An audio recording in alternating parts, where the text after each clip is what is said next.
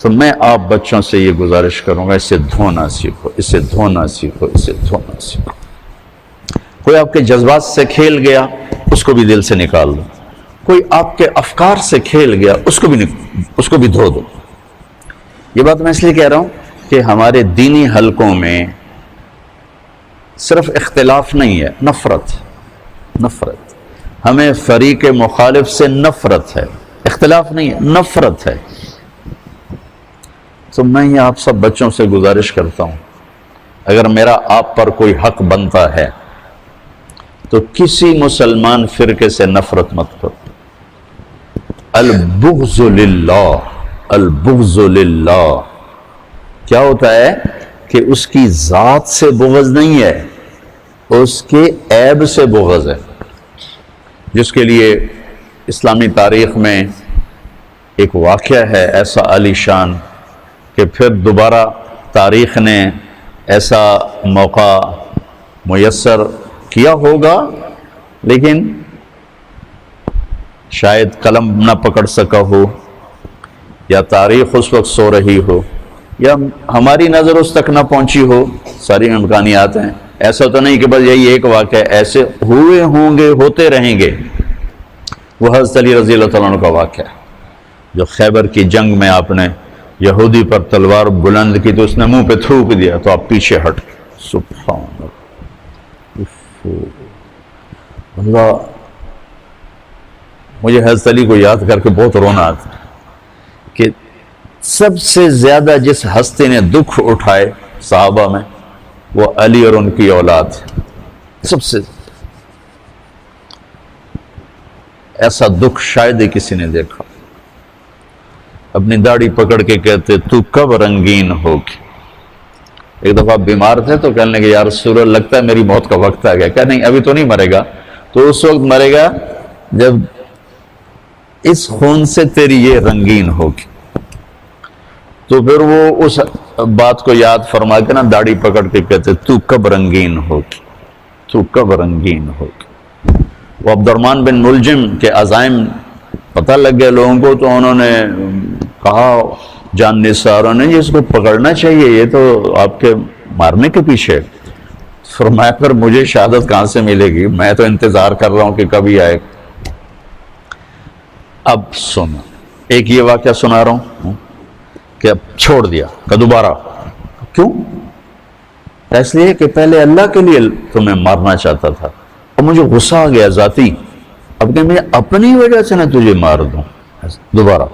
میں نے کہا بابا مجھے کلمہ پڑھا، یہ تو سچائی دین سکھا سکتا ہے۔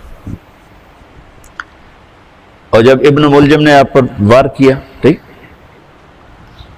تو وہ پکڑا گیا اور آپ کی مرہم پٹی کرنے لگے، تو کہنے لگا جتنی مرضی مرہم پٹی کرو، یہ تلوار اپنا کام کر چکی ہے، 1 مہینہ زہر میں ڈبو کے رکھی ہے یہ تلوار، تمہارے دوا دارو کام نہیں دیں گے، ٹھیک ہو۔ اس کا وار کرنا ہی اس کے بہت بڑے مجرم ہونے کے لیے کافی ہے، بلکہ اللہ کے نبی نے فرمایا کہ میری امت کا بدبخت ترین انسان وہ ہوگا جو علی پہ وار کرے گا۔ پھر اوپر سے یہ بات کر رہا ہے کہ جو مرضی کرنا ہے کر لو، 1 مہینہ زہر میں ڈبو کے رکھے۔ حضرت علی نے فرمایا سبحان اللہ، اس کو ٹھنڈا پانی پلاؤ، اسے میٹھا شربت پلاؤ، اسے تازہ کھانا کھلاؤ، اس کا نرم بستر بچھاؤ۔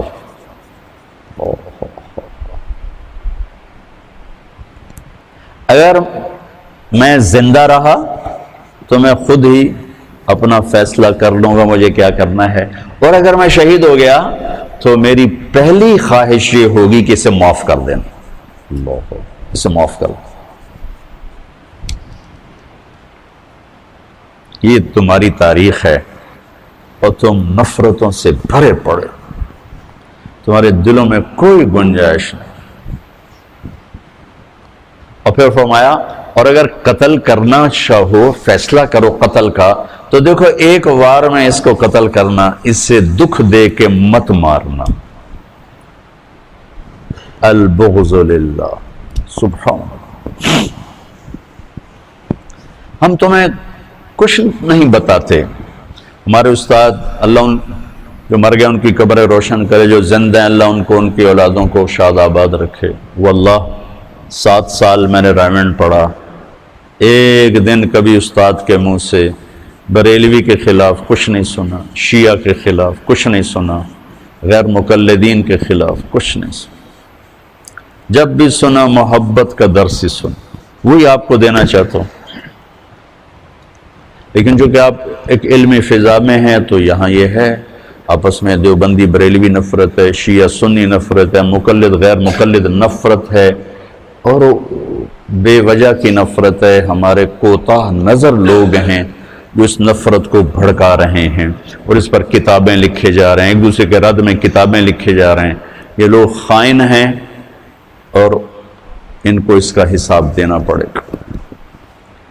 کہ گھر میں آگ لگی ہوئی ہو اور تم بیٹھ کے بنسری بجاؤ تو تم سے بڑا ظالم کون ہوگا؟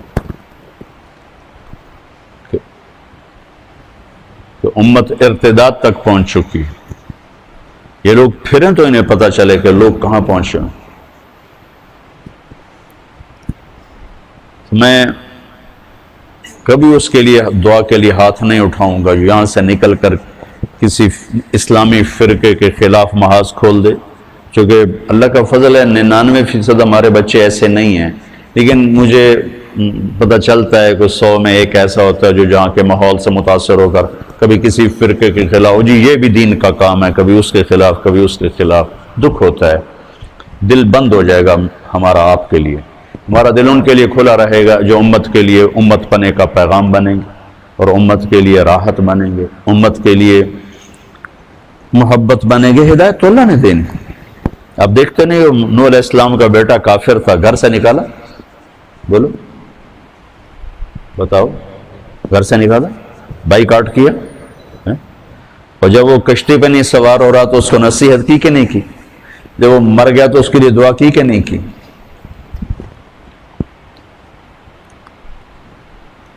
یہ نبی کی شفقت۔ لوط علیہ السلام کی بیوی کافر ہے، اس کو طلاق دی۔ نوح علیہ السلام کی بیوی کافر، اس کو طلاق دی، کیسے برداشت کیا ہوں؟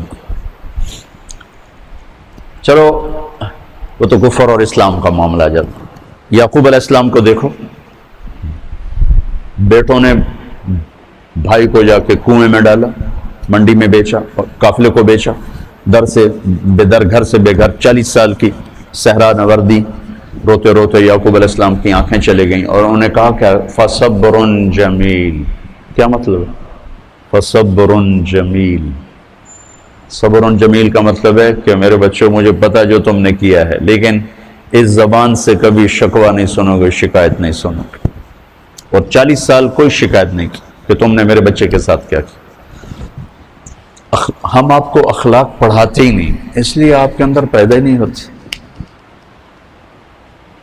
سارا طرز فقہ ہی ہے، فقہ ہی۔ خشک مضامین پڑھ پڑھ توڑیاں عقلیں خشک ہو جانتی، تو خشک لکڑی جلدی آگ پکڑتی ہے نا، گلی لکڑی کو آگ لگنے میں دیر لگتی۔ تو فقہ کی کثرت، مسائل کی کثرت، مسائل نحو، مسائل صرف، شکر ہے میں نے منطق کو طلاق دے دی، نکال دیا ہے، اور مسائل اصول حدیث، مسائل اصول فقہ، مسائل اصول تفسیر، یہ ساری چیزیں مسائل ہیں اور یہ ضروری بھی ہیں، میں ان کے ضرورت سے انکار نہیں کر رہا ہوں، لیکن اس کے منفی نتیجے کو بھی بھگتنا پڑے گا۔ جب صرف یہی ہوگا اور اس کے ساتھ جنت نہیں، اخلاق نہیں، کردار سازی نہیں، تو پھر وہی اصولی سمائے ہوں کی گنجائش ختم ہو جائے گی۔ مولانا قاسم نانوتوی رحمۃ اللہ علیہ مناظر اسلام تھے، زندگی بھر نہ بریلیوں سے مناظرہ کیا، نہ شیعہ سے کیا، نہ غیر مقلد سے کیا، جس فرقے پر اسلام کا نام آتا تھا کبھی مناظرہ نہیں کیا، ہندوؤں سے، سکھوں سے، عیسائیوں سے، آریہ سے، لیکن کبھی سکھوں سے تو موقع نہیں بنتا تھا، ہندو، آریہ، عیسائی، دہریے سب سے مناظرے کیے، کسی مسلمان فرقے کے خلاف مناظرہ نہیں کیا۔ بھائیو یہ اپنی تاریخ پڑھنے تو انہیں پتہ چل جائے کہ وہ کیا کرنے والے وہ لوگ۔ جو اخلاق سے فتح پاتے ہیں نا لوگ، وہ میدان جنگ میں وہ فتح نہیں ہو سکتے۔